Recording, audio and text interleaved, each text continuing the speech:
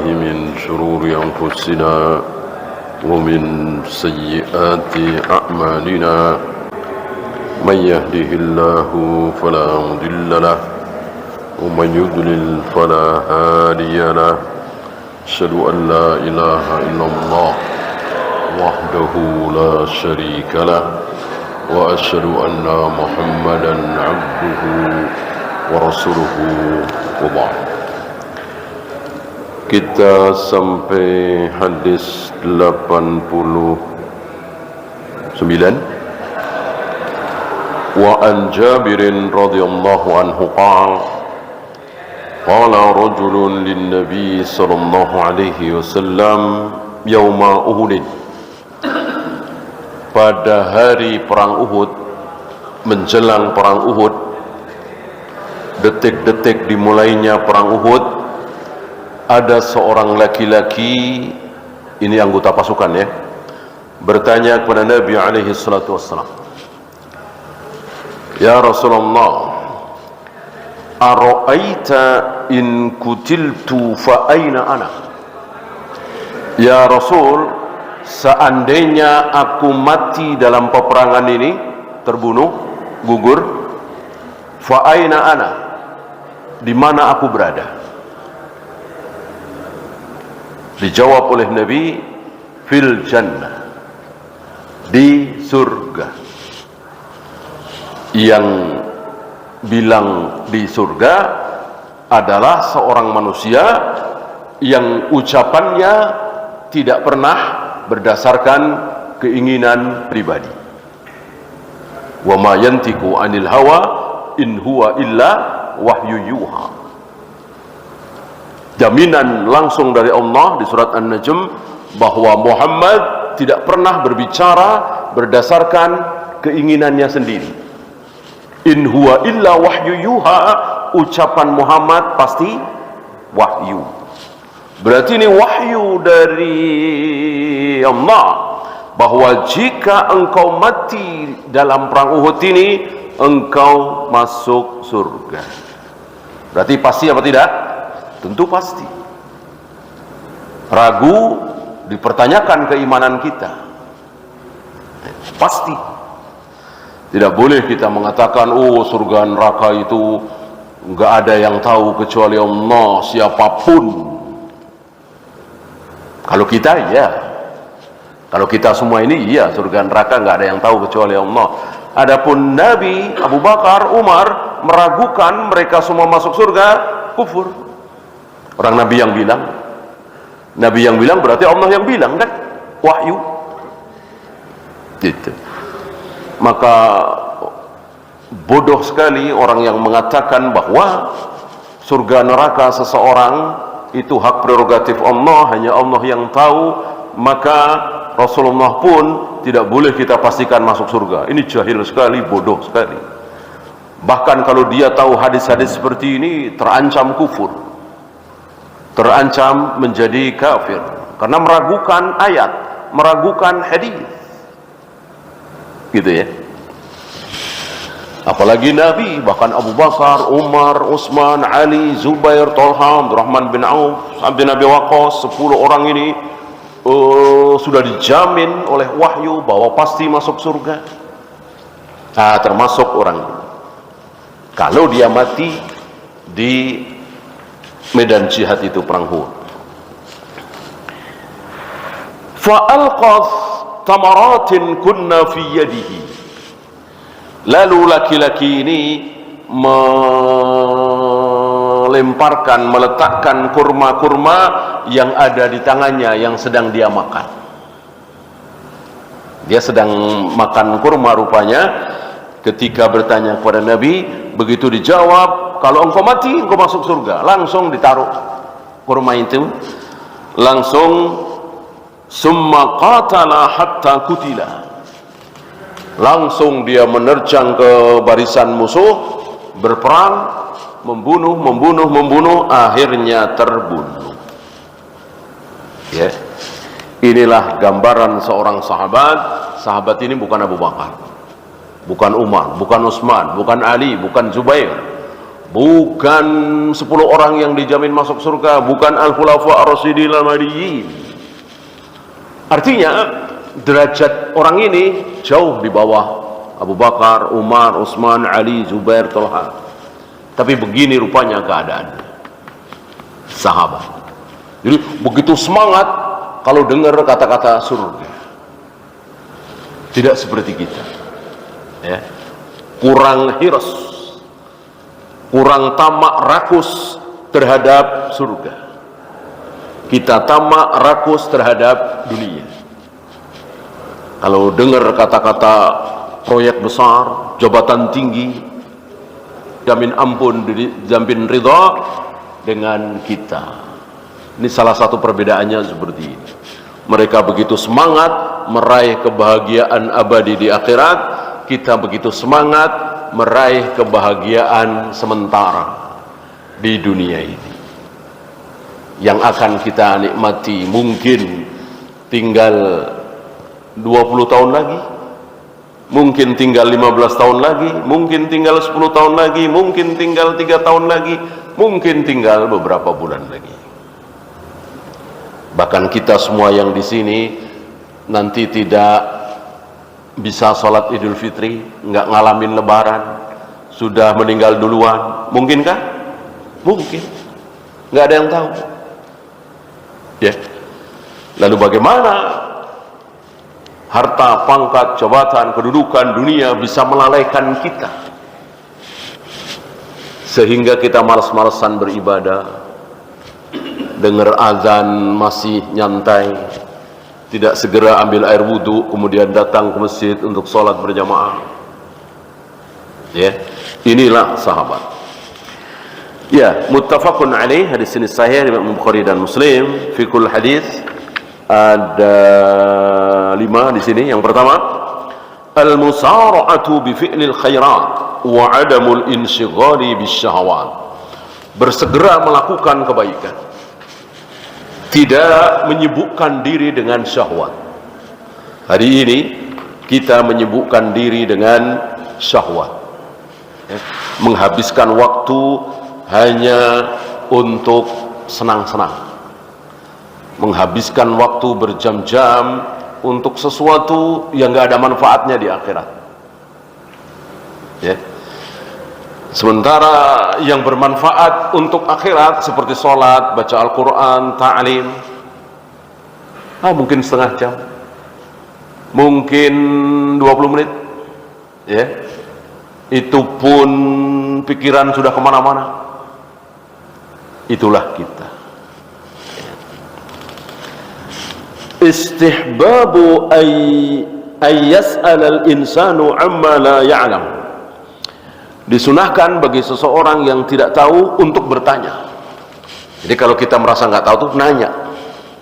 Jangan bongkar-bongkar ayat, bongkar-bongkar Bukhari, Muslim, Abu Daud, Nasai, jangan. Itu bukan kita orang awam, itu ulama. Kalau ulama iya, Al-Quran sudah hafal, Sahih Bukhari, Muslim, Abu Daud, Nasai, Tirmidzi sudah dibaca semua. Nanti satu ketika ada permasalahan yang beliau nggak tahu jawabannya, bongkar-bongkar. Kita bukan ulama, kita orang awam, maka cukup bagi kita nanya. Fas'alu ahla dzikri in kuntum la ta'lamun. Jika kalian tidak tahu tentang satu permasalahan, tanyakan kepada ahlu dzikr, tanyakan kepada ahlu ilmi yang kita sikok, ya. Mungkin guru kita, mungkin seorang ulama yang kita kenal, mungkin MUI misalnya. Itu lebih selamat daripada kita nyari-nyari sendiri. Kenapa? Karena kita bukan ulama. Gitu ya.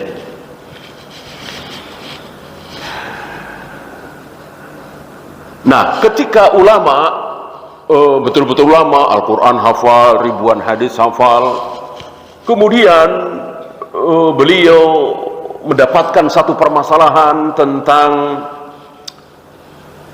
apa ya, bisnis MLM misalnya, halal apa haram. Wah, beliau beristihad, kumpulkan ayat-ayat hadis, mungkin berhari, berminggu, berbulan, akhirnya beliau menentukan haram misalnya, ya. Ternyata halal, salah ijtihadnya, maka si ulama ini dapat pahala apa dosa? Dosa apa pahala? Pahala satu. Idza ijtahada al-imam fayusibu falahu ajran.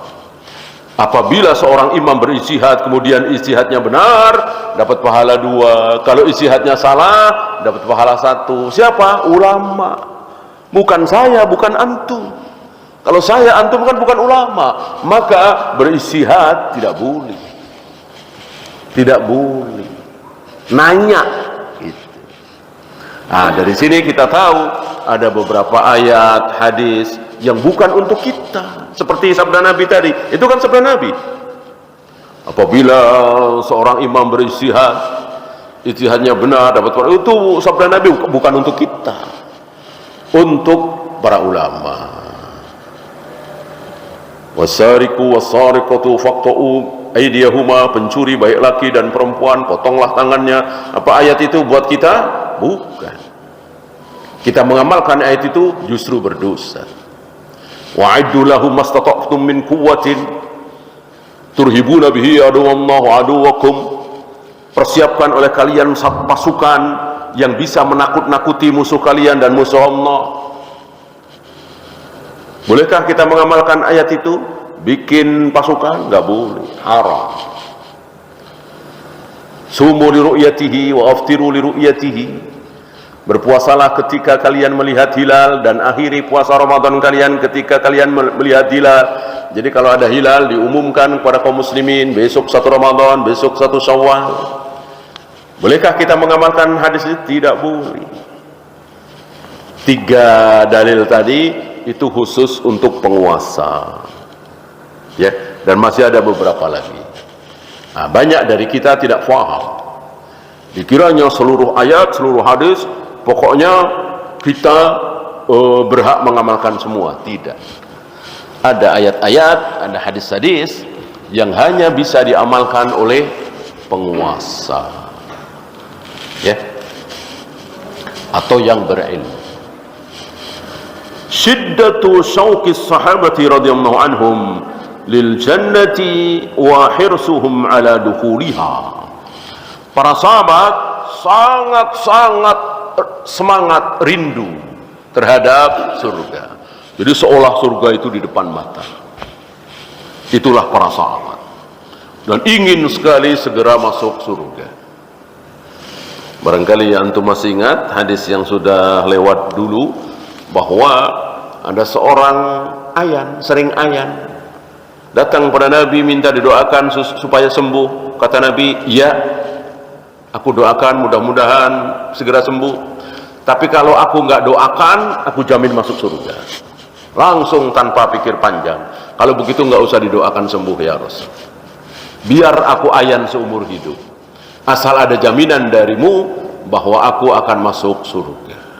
Ini wanita hitam, ya, jauh sekali derajatnya dibanding dengan Aisyah, Ummu Salamah, Ummu Sulaim, Ummu Habibah, Khadijah, jauh. Seperti itu keadaan, ya.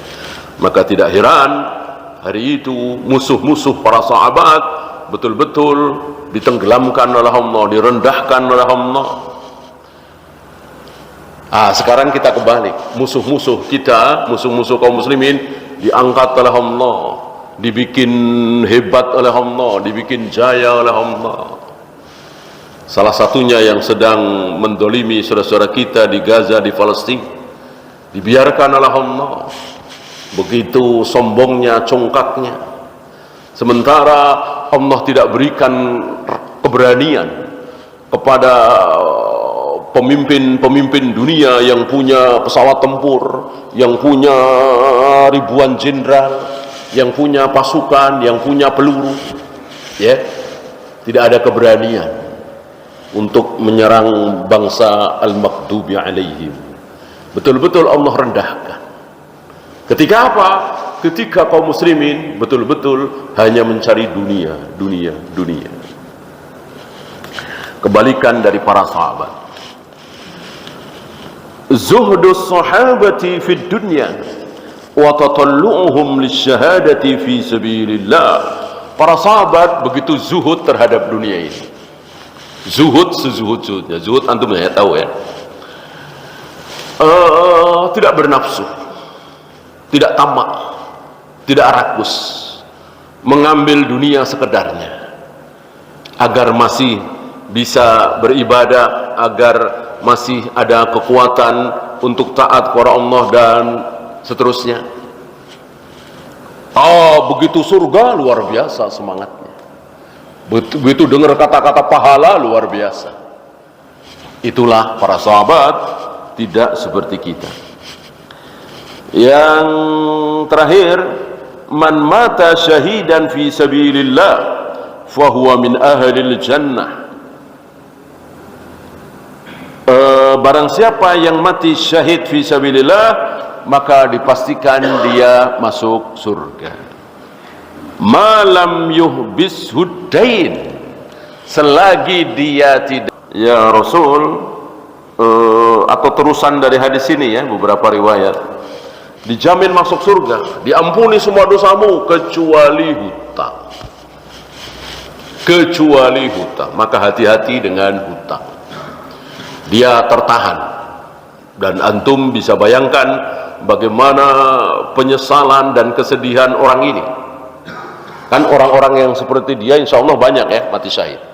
Udah pada masuk surga semua, hadiah enggak, tertahan di pintu surga. Kenapa? Masih punya hutang. Jadi harus dibereskan dulu dengan orang-orang yang punya piutang terhadap dia. Sementara orang jutaan, penghukuman satu persatu, berapa tahun, berapa abad nunggu di situ. Kayak apa? Kayak apa nyeselnya? Maka hati-hati yang punya hutang, jangan mudah-mudah berhutang. Jangan mudah-mudah berhutang. Ya. Dan antum jangan salah faham bahwa yang tidak diampuni cuma hutang. Kalau mati syahid seluruh dosa diampuni, yang tidak diampuni cuma hutang. Itu doang.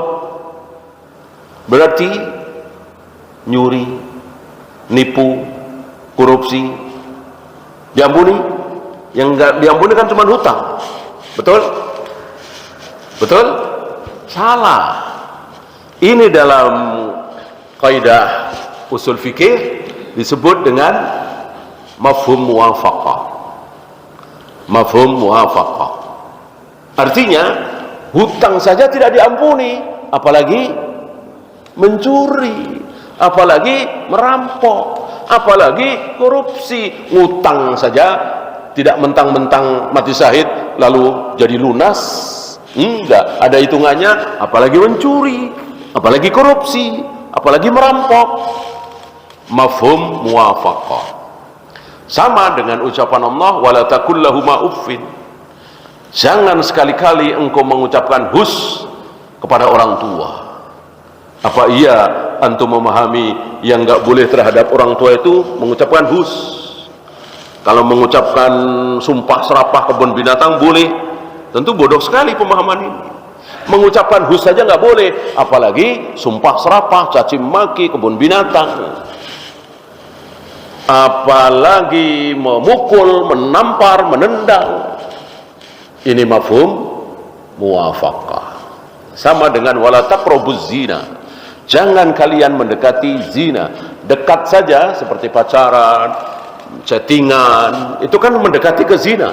Bolehkah? Tidak boleh. Apalagi zinanya, kan begitu. Mafhum muwafaqah. Ada mafhum muwafaqah, ada mafhum mukhalafah. Kalau mafhum mukhalafah, pemahaman sebaliknya. Mafhum mukhalafah, pemahaman sebaliknya. Misalnya begini, Nabi mengatakan budak ini beriman. Budak ini beriman. Kenapa?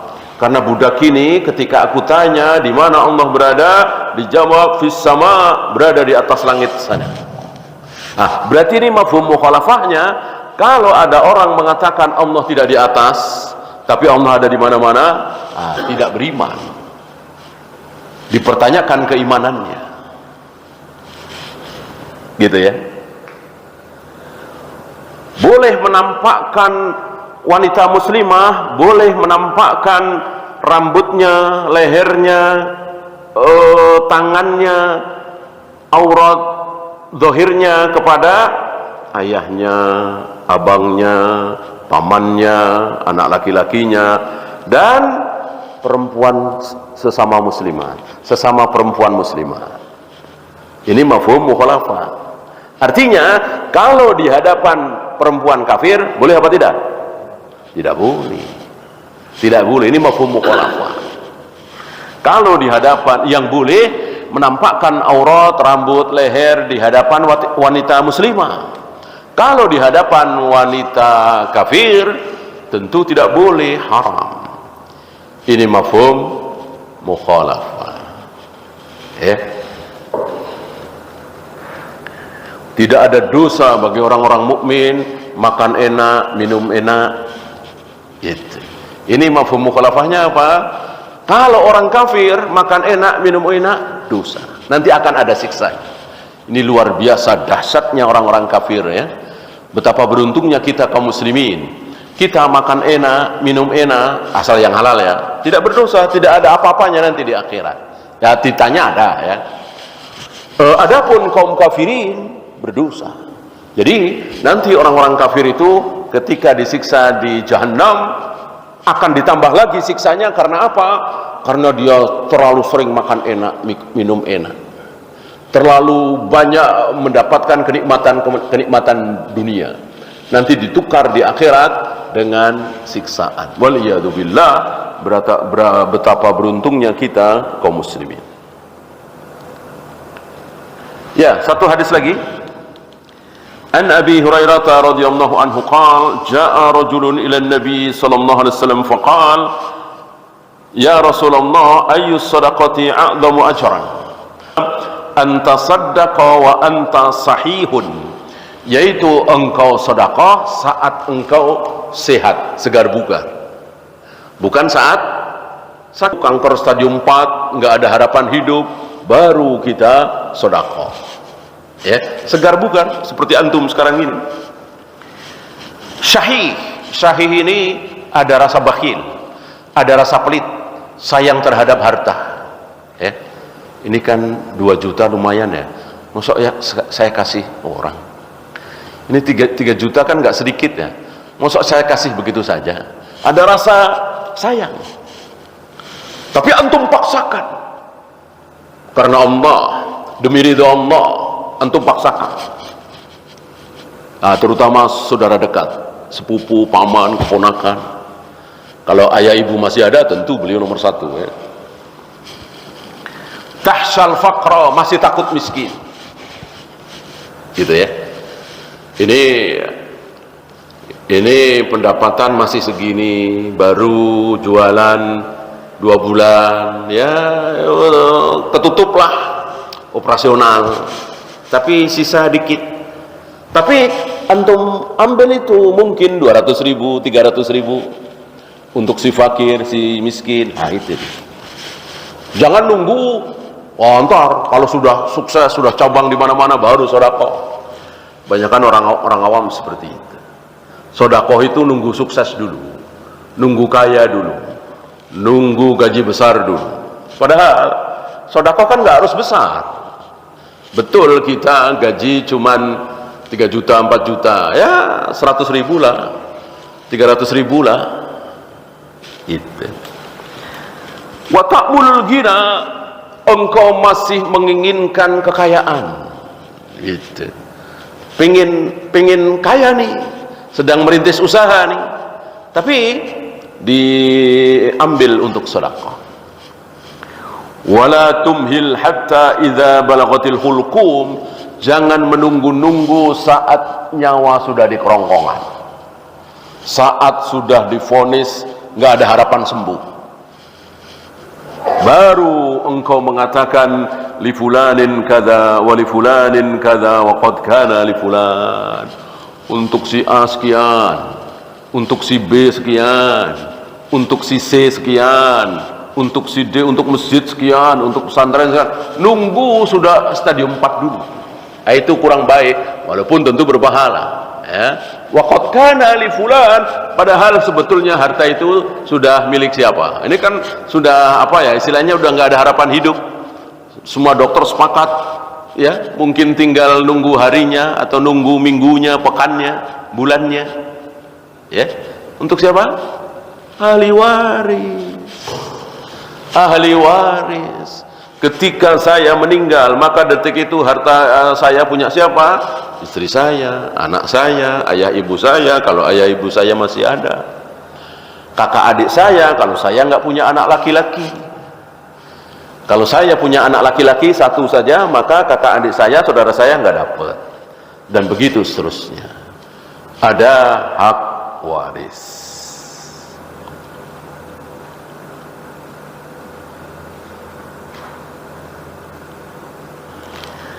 Ya, itu saja. Sebelum ditutup, ada pertanyaan? Silakan.